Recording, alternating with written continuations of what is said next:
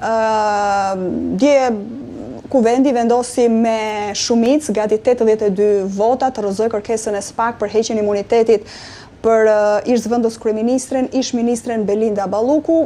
Opozita ka zhvilluar paralelisht edhe një protestë para seancës plenare. Gjatë kohës, paralelisht të dyja bashkë para godinës së parlamentit. Kjo është çështja që do trajtojmë fillimisht së bashku, kështu që mbas këtij vendimi, çfarë raporti gjykoni se vendoset tani mes ekzekutivit, Kuvendit dhe drejtësisë shqiptare? Çfarë ndodh? Cili është hapi radhës në politikën tonë? Në fakt dje u ekzekutua në Kuvendin e Shqipërisë reforma në drejtësi.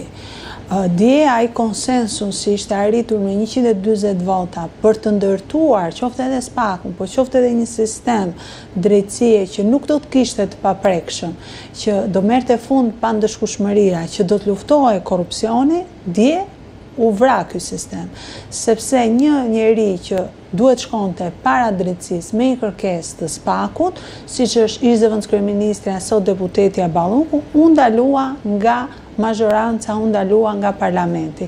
Pra u përdor fuqia e parlamentit, fuqia e legjislativit për të bllokuar një pushtet tjetër siç është pushteti i drejtësisë. Ndërkohë që parimi i shtetit të së drejtës nuk është që njëri pushtet me vota të sidomos me vota siç kanë ardhur këta të vlera bllokon sistemin tjetër, por është një sistem ku bashkërendojnë dhe japin mundësi që të hetojë të lirë, sidomos ajo reformë për cilën u ngrit propaganda e madhe nga Partia Socialiste. Po ta mbani mend qëndrimi i Bledi Çurçit si ish kryetari i grupit socialist kur në Kuvend diskutoi imuniteti i zotit Berisha, ka qenë që në çdo rast Partia Socialiste beson të drejtësia e re që ka votuar vetë.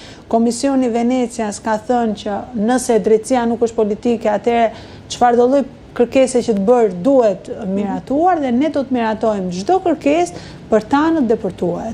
Dhe kjo ndryshoi vetëm sepse jo se është Belinda Balluku. Se Edi Rama ka aftësinë që çdo që të marrë atje dhe ta vendosi mund ta bëj Balluke apo Balluk. Shumë kollaj. Pra i bën shumë kollaj se ka pas dhe zëvendës kryeministër tjerë apo ministra tjerë. Nuk ka lidhje me emrin e Belinda Ballukut, ka lidhje me emrin e Edi Ramës.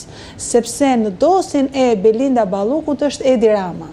Sepse duke mbrojtur Belinda Ballukun, po mbron radhën e vetë që mos t'i vi, sepse e di që është teoria e dominos. Bie dominoja e parë dhe pastaj merr dominot e tjera. Dosja e zëvendës kryeministres, ju keni një fakt të thjesht publik.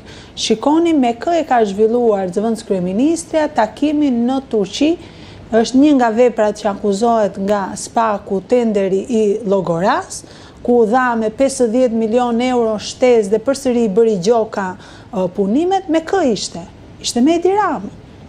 Në ato Pra, Edi Rama ishte pjesë e asaj tavoline ku vendos. Në ato dosje 16.000 faqe që opozita i ka parë, por ka detyrimin nga SPAK-u për mos i publikuar, emri Edi Ramës është emri më i shpeshtë. Qëtë, zoti Rama po që ne nuk e pengojmë drejtësinë të hetoj.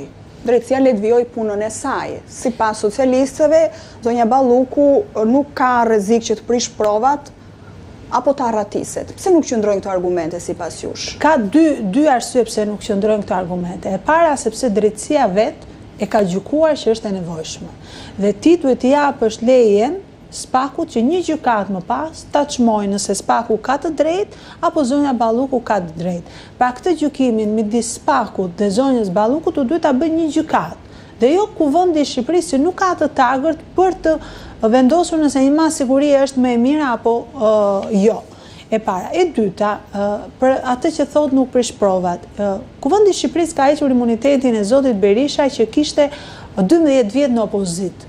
Dhe hetoi për çështje që kishin kaluar jo 12 vjet që kishte në opozit, por kishin kaluar dhe 15 vjet edhe 16 vjet dhe asnjë rrezik nuk kishte për prova apo për pushtet apo për gjithçka tjetër. Dhe nuk ekzistonte ky arsyetim për thënë që siç thon sot që nuk ka rrezik, sepse ishte standardi që çfarë kërkon drejtësia dhe ka qenë edhe standardi i Partisë Demokratike.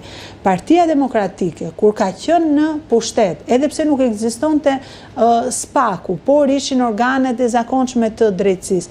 Sa herë është kërkuar imuniteti apo ka qenë në gjykim një ministër, është dhënë gjithmonë nga Partia Demokratike. Fatmir Mediu, Lulzim Basha, Ilir Meta, në çdo rast, Bilez në shumicën e tyre është shoqëruar, mos them në të gjitha rastet, dhe me një dorëheqje të tyre spontane, të padetyruar nga pozicioni për të mos prishur atë rrugën e drejtësisë. Partia Demokratike po ashtu zoti Berisha për imunitetin e tij ka thënë SPAK, ai ka kundërshtuar pikërisht faktin që SPAK nuk e solli në kuvend dhe anashkaloi kuvendin, ka thënë silleni në kuvend dhe SPAK-u le të hetojë sipas kushtetutës. Dhe ka qenë qëndrimi që nuk duhet fshihet njeri mbas imunitetit. Por kjo që bëjnë socialistët, që thonë një argument tjetër është si do të shojmë në burg neve një zonjë, tha zoti Rama që ka një fëmijë të mitur etj etj. Socialistët kanë futur në burg këdo për një faturë tatimore, për pse ndërtove kasollën e dhive pa leje, pse parkon dysh sapo kaluan ndryshimet e kodit penal, pra kanë bërë terror me burgun.